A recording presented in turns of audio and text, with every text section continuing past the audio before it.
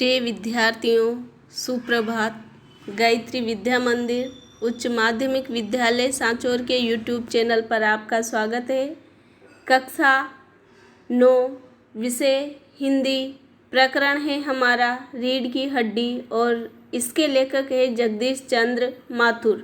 इसका भाग 2 हम पढ़ेंगे। हमने भाग फर्स्ट में रीढ़ की हड्डी शीर्षक क्यों दिया गया इसको समझा और लेखक परिचय पढ़ा है। आज हम आगे का भाग पढ़ेंगे। रीढ़ की हड्डी सामाजिक एकांकी है। एकांकी यानी एक अंक में लिखा गया नाटक है। सामाजिक यानी समाज से संबंधित। समाज में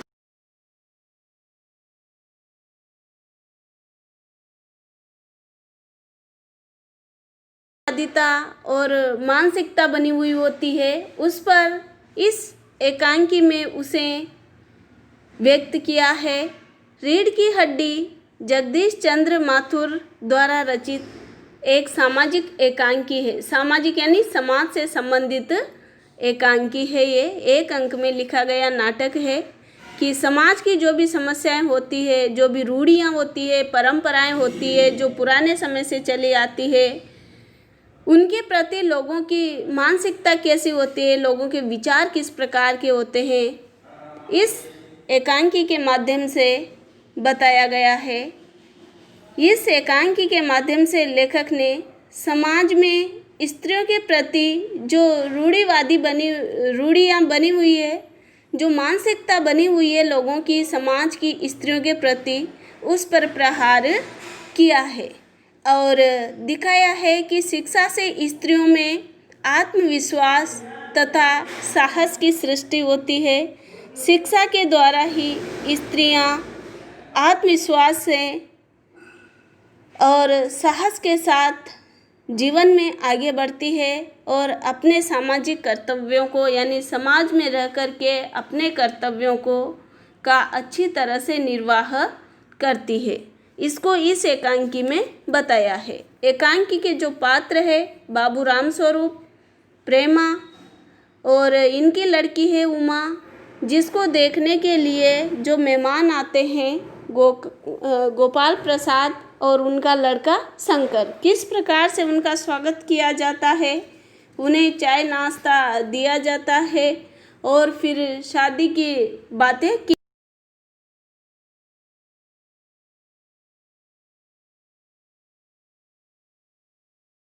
बाबू गुलाब प्रसाद और उनके लड़के शंकर का आना होता है। आँखों से लोक चतुराई झलकती है। लोक चतुराई का अर्थ होता है दुनियादारी या चालाकी झलकती है। देखिएगा यहाँ पर लोक चतुराई यानी चालाकी, इसका अर्थ होता है चालाकी झलकती है। आवाज़ से ही मालूम होता है काफ़ी अनुभवी और फितरती महा से जान पड़ते हैं। फितरती महा से जान पड़ते हैं। तो यहाँ पर ये जो फितरती है इसका अर्थ होता है चालाक। चालाक लोग जान पड़ते हैं और आगे उनका लड़का कुछ खीस निपोड़ने वाले नौजवानों में से है। देखिएगा, ध्यान दीजिएगा। खीस निपोड़ना यानी सहमासा रहना। खीस निपोड़ना, ये खीस निपोड़ना यानी सहमासा रहना और झिझक के साथ रहना। और आवाज़ पतली और खिसियाहट भरी है और उसकी कमर झुकी हुई है। यहाँ पर राम स्वरूप जो है उमा के पिता, अपने दोनों हाथ मलते हुए कहते हैं, इधर आइए, तशरीफ़ लाइए, तशरीफ़ लाइए। इसका अर्थ होता है पधारिए, आइए, बैठिए। राम स्वरूप कहता है, यह बेत लाइए, मुझे दीजिए, यानी जो मेहमान आए हैं उनके हाथ में एक लकड़ी है, उसको कोने में रखते हैं। फिर राम स्वरूप पूछते हैं, मकान ढूंढने में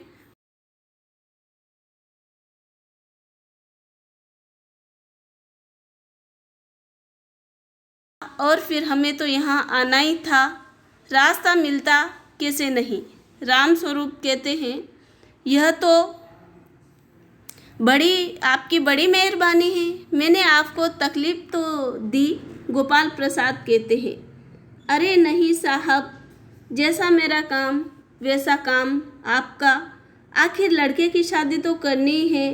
अर्थात गोपाल प्रसाद और शंकर दोनों शादी के लिए बातचीत करने के लिए उमा के घर जाते हैं और आपस में वार्तालाप करते हैं। राम स्वरूप कहते हैं यह लीजिए, आप तो मुझे कांटों में घसीटने लगे हैं और मेहरबानी करके, कृपा करके या दया करके देखिए यहाँ पर ध्यान दीजिए, कांटों में घसीटना, कांटों में घसीटना यानी अधिक परेशानी में डालना।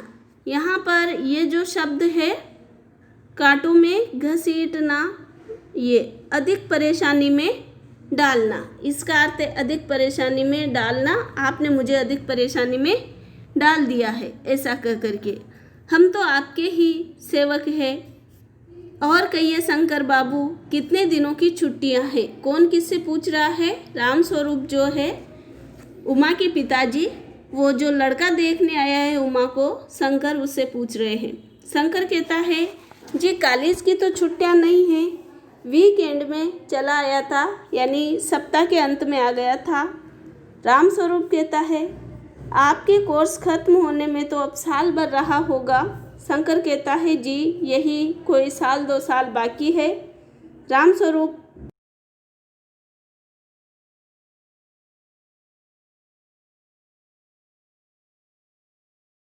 देखिएगा, ध्यान दीजिए, यहाँ पर ये जो मार्जिन शब्द आया है, मार्जिन, मार्जिन का अर्थ होता है अंतर रखना। फिर इतने में ही शंकर के पिताजी जो है गोपाल प्रसाद कहते हैं बात यह है साहब कि यह शंकर 1 साल बीमार हो गया था। क्या बताएं, इन लोगों को इसी उम्र में सारी बीमारियां सताती है। एक हमारा ज़माना था कि स्कूल से आकर दर्जनों कचौड़ियाँ उड़ा जाते थे, 1 दर्जन यानी 12-12। मगर फिर जो खाना खाने बैठते तो वैसे की वैसे ही भूख वापस लगने लगती थी। राम स्वरूप कहता है कचौड़ियाँ भी तो उस ज़माने में पैसे की 2 आ जाती थी। फिर गोपाल प्रसाद कहते हैं, गोपाल प्रसाद कौन है? शंकर के पिताजी। जनाब यह हाल था कि 4 पैसे में ढेर सारी बालाई आती थी मिठाई, और अकेले 2 आने की हजम करने की ताकत थी। आपने देखा होगा कि बालाई का अर्थ रबड़ी और मलाई भी होता है, रबड़ी मलाई। अब बहुत सारे खेल वगैरह भी होते हैं स्कूल में। अब तो खेल भी अधिक खेले जाते हैं स्कूलों में। पहले तो न कोई वॉलीबॉल जानता था, न टेनिस जानता था, न ही बैडमिंटन जानता था। ये सब क्या है? खेलों के नाम। बस कभी हॉकी या क्रिकेट कुछ लोग खेला करते थे। मगर मजाल की कोई कह जाए कि ये लड़का कमज़ोर है, मजाल यानी साहस या हिम्मत। उस समय किसी की हिम्मत या साहस नहीं होती थी कि कोई एक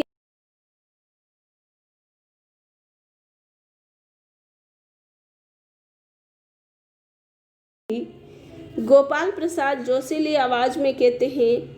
और पढ़ाई का ये हाल था कि एक बार कुर्सी पर बैठे और 12 घंटे की सीटिंग हो गई।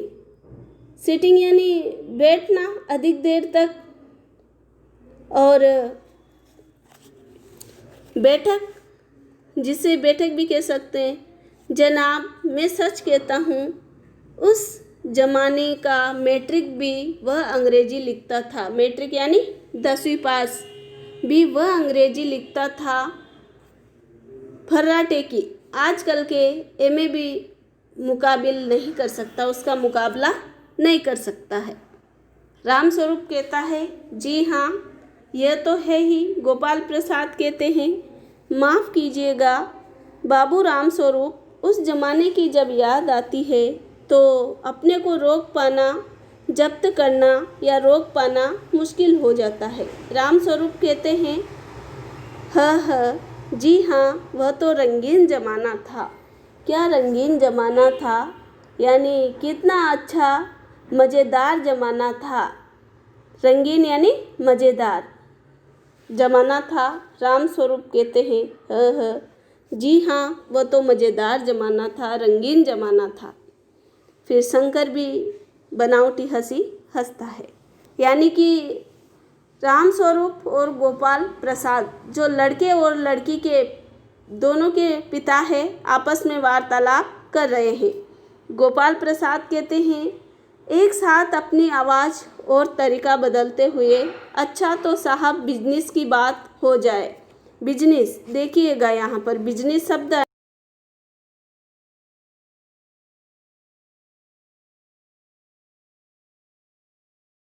वाला, तो यहाँ पर किस प्रकार से इसका प्रयोग किया है। बिजनेस यानी व्यापार। बिजनेस का अर्थ क्या होता है? व्यापार। तो यह शादी कोई व्यापार नहीं है, ये कोई समझौता नहीं है जिसमें खरीद फरोख्त हो और देख करके छानबीन करके और उस वस्तु को खरीदा जाए। ऐसे ही विचार जो है जिन पर लेखक ने यहाँ पर इस एकांकी नाटक के माध्यम से प्रहार किया है, इसका विरोध किया है और इस सामाजिक समस्या को उजागर किया है कि शादी ब्याह जो है कोई व्यापार नहीं होता है जिसमें वस्तुओं को देखा जाए, छानबीन की जाए, पसंद आए तो ठीक, नहीं आए तो ठीक। तो ये कोई व्यापार नहीं है। यहाँ पर इसी पर प्रहार किया है, इसी का विरोध किया है। इसी सामाजिक समस्या जो समाज की यही समस्या है, स्त्रियों के प्रति कैसी विरोधी भावनाएं, कैसी मानसिकता लोगों की होती है, कैसी रूढ़िवादी है, इसी पर यहाँ कटाक्ष किया है, प्रहार किया है और इसी समस्या को उजागर किया है। चौंक करके राम स्वरूप कहते हैं, बिजनेस? कौन सा बिजनेस? ओहो, अच्छा, लेकिन ज़रा नाश्ता तो कीजिए। ज़रा का अर्थ होता है थोड़ा। यहाँ पर ये ज है, जिसके नीचे नुक्ता लगा है तो इसे ज़रा पढ़ते हैं और नुक्ता लगा हुआ है तो इसका अर्थ होता है ज़रा का थोड़ा। और अगर ज के नीचे नुक्ता नहीं लगा होता तो इसका अर्थ होता बूढ़ापा।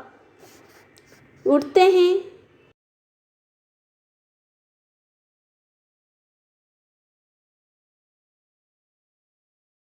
किस बात का साहब?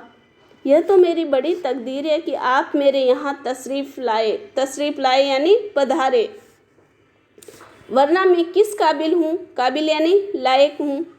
माफ़ कीजिएगा, ज़रा अभी हाजिर हुआ यानी अभी वापस आता हूँ। इतना कह करके राम स्वरूप अंदर चले जाते हैं। जो गोपाल प्रसाद है, थोड़ी देर बाद दबी आवाज़ में कहते हैं, आदमी तो भला है, मकान से हैसियत भी बुरी नहीं है। पता चले लड़की कैसी है कि अब तो लड़की देखना ही बाकी रह गया है। शंकर कहता है, जी। गोपाल प्रसाद, क्यों, क्या हुआ? शंकर कहता है, कुछ नहीं। गोपाल प्रसाद कहते हैं, झुककर क्यों बैठते हो? ब्याह तय करने आए हो? तय यानी निश्चित। कमर सीधी करके बैठो। तुम्हारे दोस्त ठीक ही कहते कि शंकर की बैकबोन का अर्थ होता है रीढ़ की हड्डी। इतने में शीर्षक है ना पाठ का, रीढ़ की हड्डी, तो यहाँ पर बैकबोन का अर्थ होता है रीढ़ की हड्डी।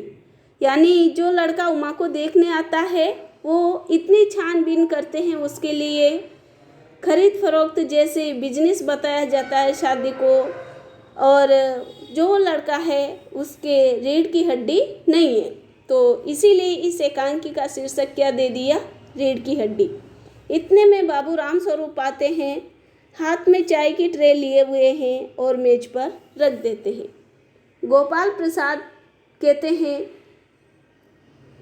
आखिर आप माने नहीं? राम स्वरूप चाय प्याले में डालते हुए कहते हैं, आपको विलायती चाय पसंद है या हिंदुस्तानी? विलायती यानी विदेशी या इंग्लैंड की? प्रोफेसर गोपाल प्रसाद जो है कहते हैं, नहीं नहीं साहब, मुझे आधा दूध और आधी चाय दीजिएगा और ज़रा चीनी ज़्यादा डालिएगा। मुझे तो भाई यह नया फैशन पसंद नहीं है। एक तो वैसे ही चाय में पानी बहुत ज़्यादा होता है, फिर चीनी यानी शक्कर भी कम डाली जाती है, तो चाय का जायका क्या रहेगा? जायका का अर्थ होता है स्वाद। राम स्वरूप कहते हैं, कहते तो आप सही है। गोपाल प्रसाद को चाय का प्याला पकड़ाते हैं। शंकर कहता है, सुना है सरकार अब ज़्यादा चीनी लेने वालों पर टैक्स लगाएगी। गोपाल प्रसाद कहते हैं, चाय पीते हुए ही, सरकार जो चाहे कर ले, पर अगर आमदनी करनी है तो सरकार को बस एक ही टैक्स लगाना चाहिए। कौन सा टैक्स? वह क्या? गोपाल प्रसाद कहते हैं, खूबसूरती पर टैक्स। यानी मजाक करते हैं। फिर राम स्वरूप और शंकर हंसते हैं, मजाक नहीं साहब, ये ऐसा टैक्स है कि देने वाला चूँ भी नहीं करे, चूँ भी नहीं करना यानी कुछ भी नहीं बोलेगा। बस शर्त है कि एक औरत पर ये छोड़ दिया जाए कि वह अपनी खूबसूरती के स्टैंडर्ड के माफिक अपने ऊपर टैक्स तय कर ले, फिर देखिए सरकार की कैसे आमदनी बढ़ती है। तो यहाँ पर जो गोपाल प्रसाद है, शंकर के पिताजी, वो खूबसूरती पर टैक्स लगाने की बात करते हैं। टैक्स कर, फिर जोर से हंसते हैं, वाह वाह।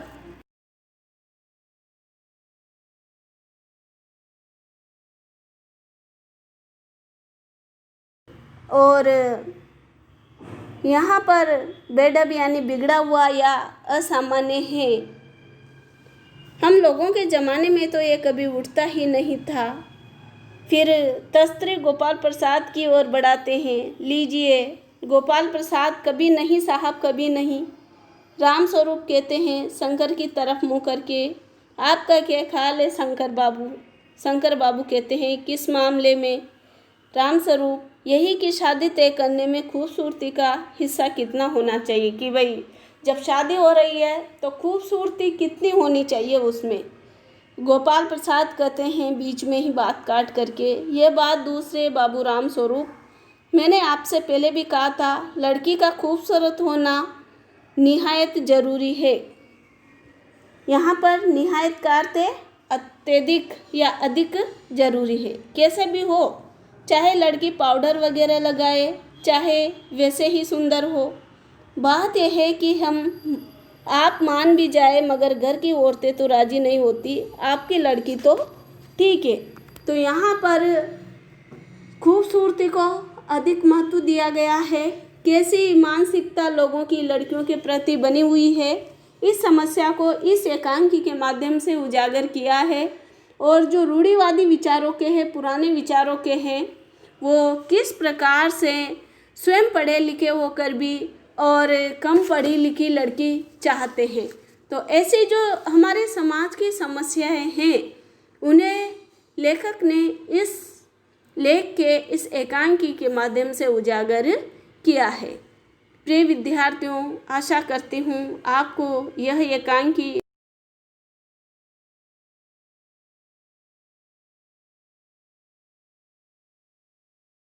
धन्यवाद।